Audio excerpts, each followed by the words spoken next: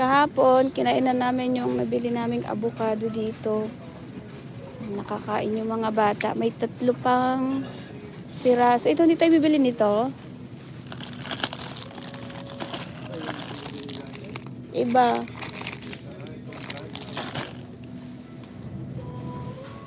Yan. Wala dito yung... wala nga pala dito. Nasa Filipino store din. Dito naman yung mga pastries, bread. Dito, tinapay. Anong tinapay dito? Anong? May tinapay pa doon? Ay, yun pala. Bakal tayo. Sige.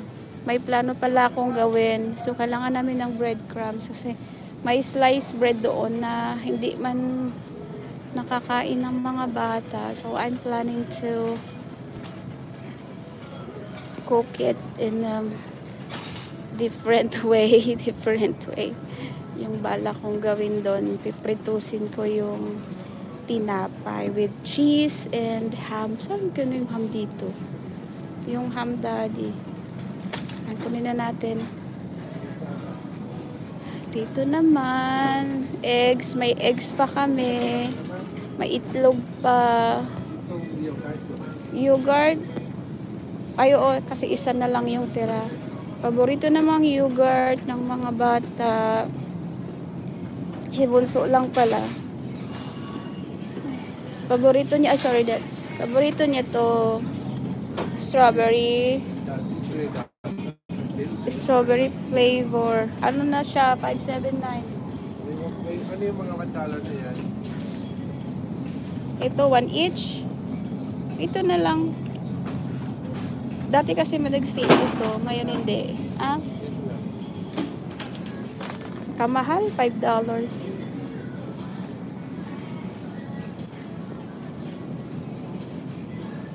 Juice. Cashmere. Si cashmere mo. How much is this?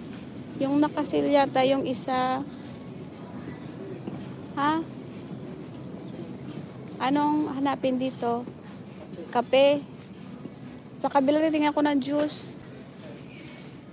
Tingnan natin kung nakasale yung juice. Kasi gustong-gusto ng mga bata yung mango juice. May mga nakasale dito mga kapanin. Ito naman yung mga drinks, juices, mga soda drinks, water. Sana yon. Ola. Ay, hindi siya yan, nakasale din siya. Ang taas naman, hindi naman abot. Hindi ko naman abot. Yan lang. Okay, hanapin natin si Abby Labs. Hindi abot. Dad. Hindi ko naman abot. May rice cooker. Magkano? $88 pa. At 28. Bili na. 6 cups. Bili na. Pwede na. Ayan, bili daw kami ng nito. Sa Walmart.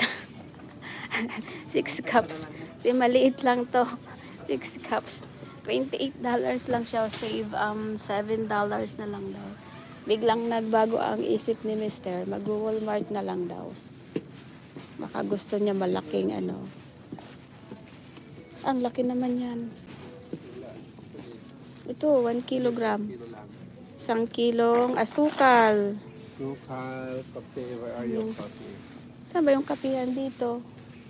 Dahil hindi ko naman abot yung juice doon. Mataas. Yung juice mataas. Hindi abot. Hindi kinaya ang height. Tingnan nyo naman. Yung mango juice. Sa taas nga. Hindi abot. Save daw. $1 na lang. Bili na. Nang marami. Isa pa. Nag-sale siya. $1 na lang.